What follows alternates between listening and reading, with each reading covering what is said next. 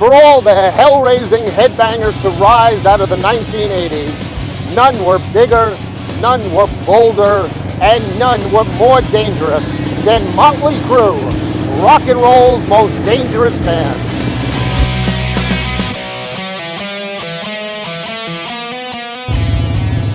What was their appeal? What gave them that X factor?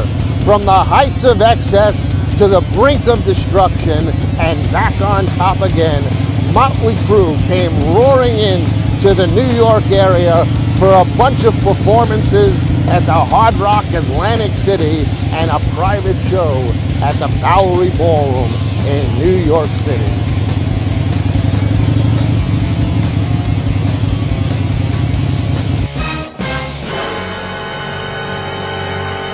An overzealous security guard is trying to put the kibosh on my authorized pass. Stop working! Will it be cameras down? Tune in to the next episode of Catch a Magic Moment with Holden J. Leeds.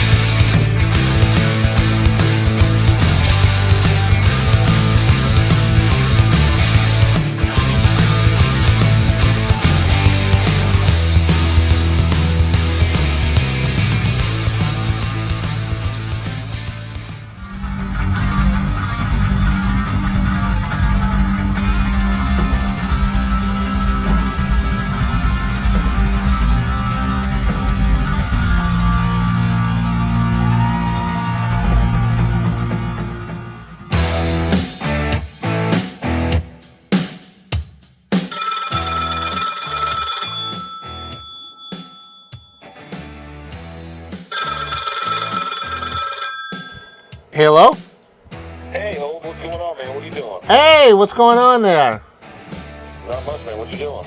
I'm working on a Slash picture right now. Looks cool. Very cool. Nice, bro. Nice. Awesome, man. Well, I'm on the internet myself, dude. Just, browsing. Did you hear Motley Crue going to be in the beginning of May at the Hard Rock? Jersey?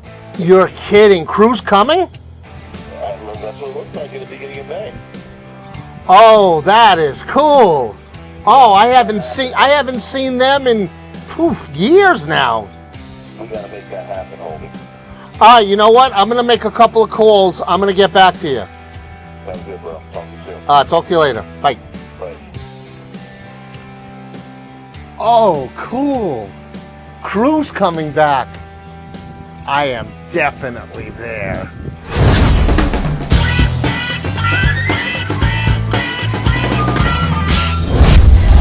Hi, I'm Lexi, and my mom got me into Motley Crue because when she was 17, she went to a Kiss concert. Motley Crue was opening, and she got her boob signed by Nikki Sixx. So she sent me to this concert to hopefully fulfill the same family legacy. I'm so excited to be here. We drove it from DC, and we're ready to have a fucking Crue night. Let's go.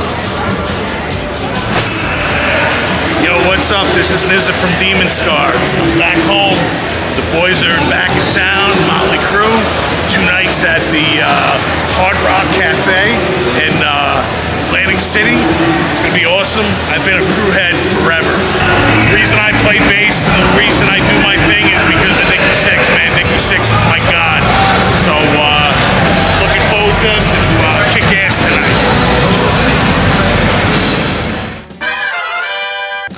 I first met Vince Neil back in the day in Las Vegas. I was working for Chris Angel at the time on the television show Mind Freak, and it was his birthday party. So we had a private suite in the Luxor. All around the room there was various Vegas dignitaries. The president of the Luxor was there, celebrities such as ZZ Top, Raven from a Nickelodeon program, Penn and Teller, Sully from Godsmack, Goddard, the rock and roll painter. he used a black canvas with the green olives and strawberries. And then walks in Vince Neil of Motley Crue. This was the first time I ever really encountered Vince on a personal level, and I guess it was kind of a pretty cool thing to see him coming into a private suite in the Luxor. So I took various pictures of Chris and everybody, and then I got around to doing some shots of Vince and some people. And at one point, Vince went off to the side with a plate, and I kind of just moseyed myself over there, and we just started talking about just random things, Vegas life and things of that nature. And before he would leave me, a voice came in my head of my mom, and she said to me, "Make sure you give him your card." I gave him my card. Mom always wanted me to give the card, regardless of who or what the situation. I always had to give the card. So throughout the years, Vince would call upon me to do some events or business endeavors with him. I did a Vince Neil poker tournament at the Hard Rock in Las Vegas. Then I did a golf tournament for his daughter Skylar, and this was to benefit his charity. We also did various performances of his throughout the years, and then he opened up a rock and roll club called Dr. Feelgoods in Las Vegas, just off the Vegas Strip. And all your Vegas who's would be performing there. The Sin City Sinners were there quite often, and Vinnie Paul from Pantera, and a host of others. And the grand opening party was just magnificent, and Vince performed with the band. Then Vince opened up a strip club, fittingly named Girls, Girls, Girls. I was the on-hand photographer for the event, and the entertainment for the evening was the Sin City Sinners. So Vince decided he was going to go up and sing a couple of songs with the Sinners. Now, let me just explain what the stage was like. It was, in a strip club, and it was a center stage, and the floor had like that metal grating, similar to what a truck would have, with the teardrops. It's silver with teardrops, and that was the floor of that stage. Now there was a gap area about,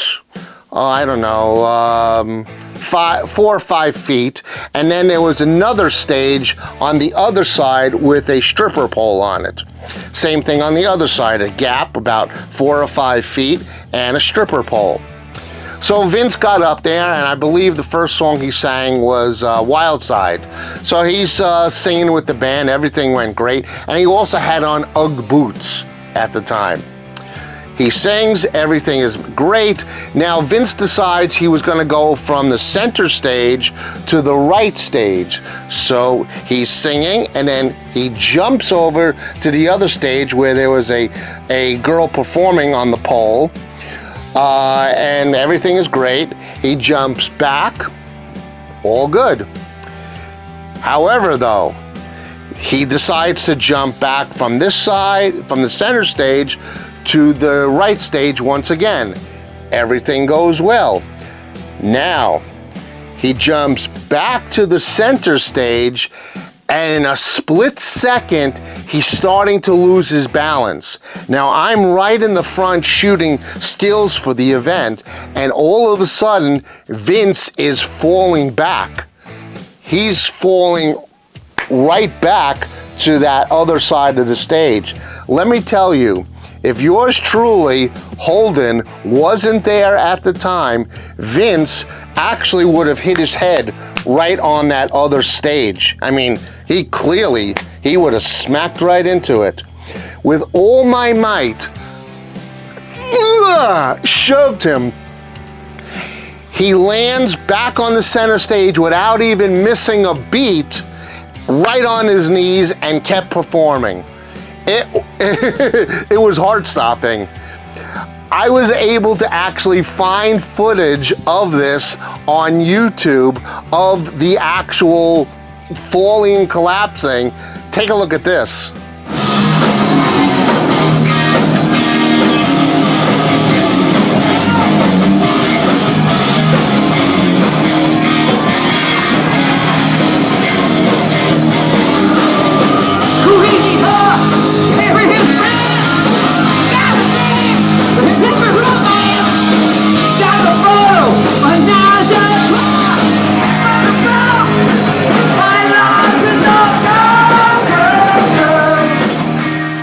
So yeah, next time you go to a Motley Crue show and you're singing along to the tunes, you know who to thank. Holden J. Leeds. He saved your hero. He saved Vince Neil. All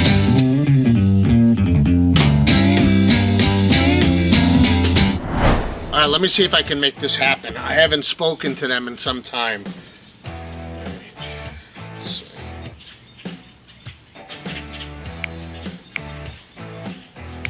Hey, how's it going?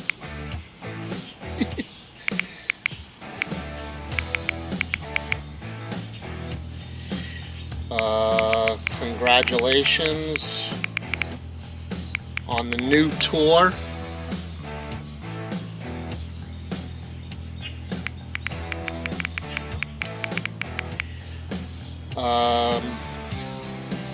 Hey, can I shoot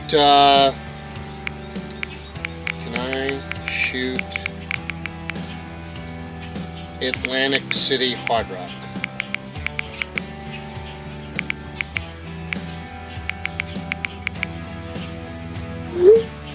Alright.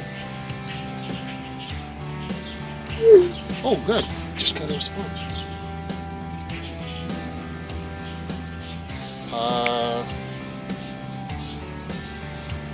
Just need 1 photo pass.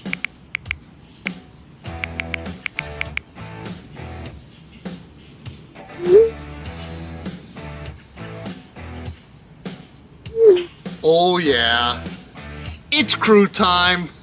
We'll see you in Atlantic City. Hey everyone, I'm Lauren. I'm Marion. And we just drove up from the Philadelphia area for the Motley Crue show. I'm so excited. This is my second time seeing them. She got me into it, but I've loved Motley Crue my whole life. And she got to ride on the back of Tommy Lee's drum roller coaster, which was insane. She's cooler than me. My mom's so cool. Yeah, I'm so excited for my generation too. After The Dirt came out, definitely caused a big boom in my friend group, and I'm excited to be here and see them. I love the crew. Woo! Rock on! And Mike, I got into Crue early on, very religious family, hated Motley Crue, all of that. Went through a lot of tapes because they ended up in the trash. But here I am still today, almost 50, and loving every minute.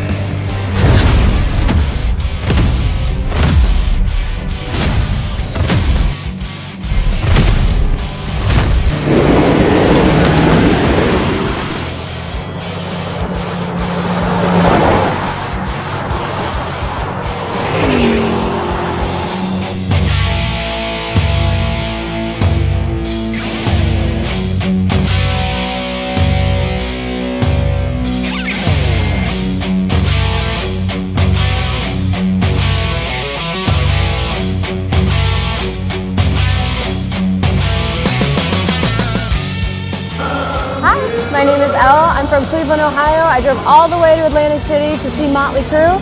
I've been one of their fans for a very long time. My dad got me into them when I was really small, and I couldn't be happier to be here.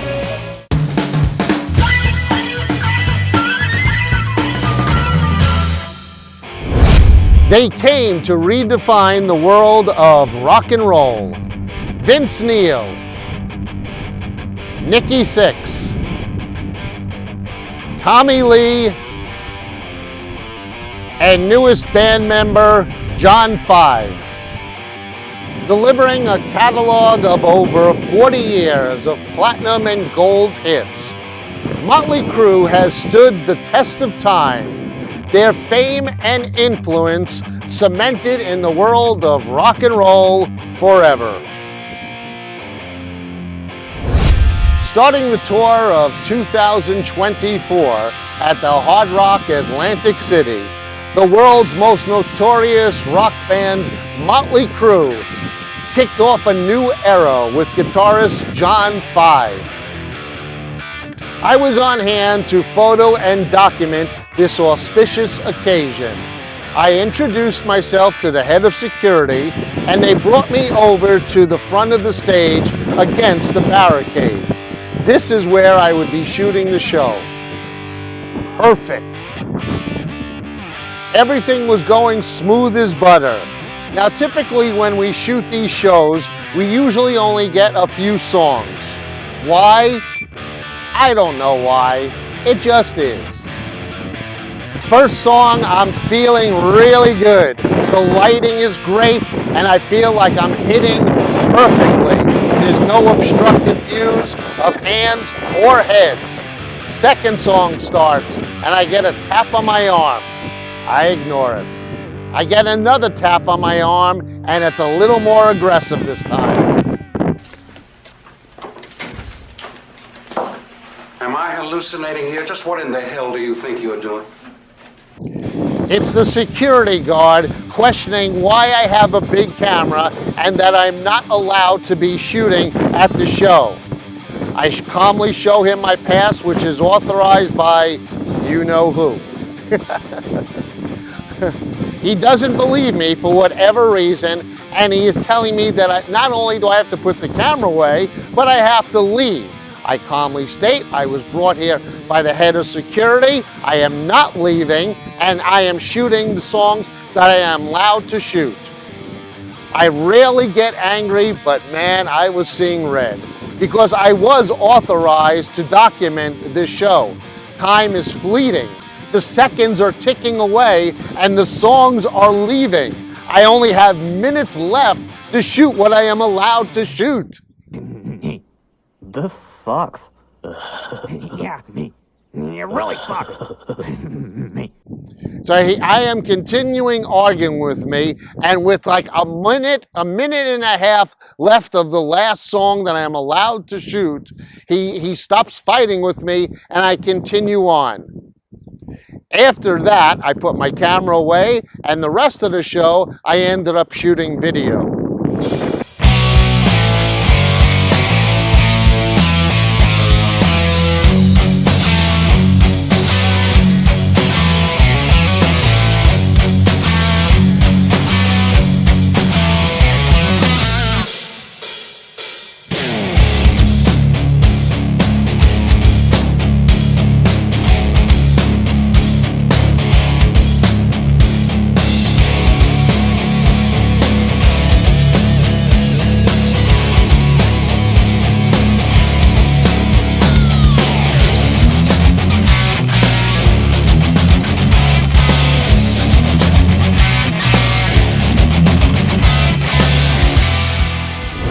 Next, Crue took to New York City for a secret show at the Bowery Ballroom entitled 1981.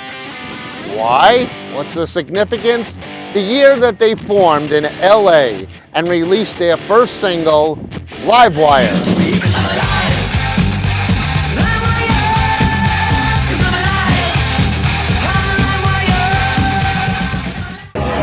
All right, here we are at the Bowery Ballroom in New York City. Motley Crue is getting ready to put on a special private show right down there below me. It's going to be amazing. Stay tuned.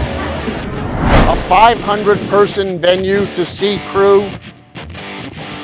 If I could borrow from my good buddy Bret Michaels, and it don't get better than this. The atmosphere was unbelievable. It's virtually like seeing Motley Crue in your own home, in your own backyard. It was unbelievable. You could feel the electricity in the air. All your favorite hits, your Livewire, your Shout at the Devil, Looks That Kill, Home Sweet Home, Dr. Feelgood, Kickstart My Heart, and the list keeps going on and on. It was absolutely incredible. Truthfully, I don't know how I'm going to be able to attend another rock show after experiencing what I did at the Bowery Ballroom with Motley Crue.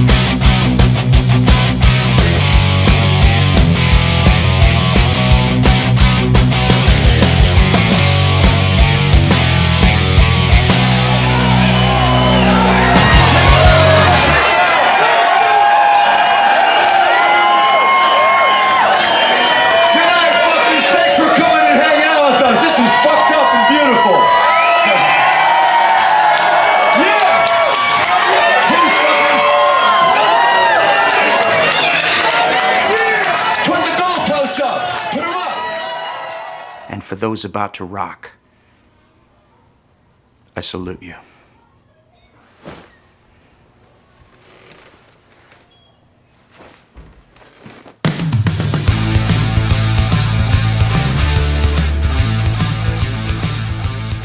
May you have a pleasant evening.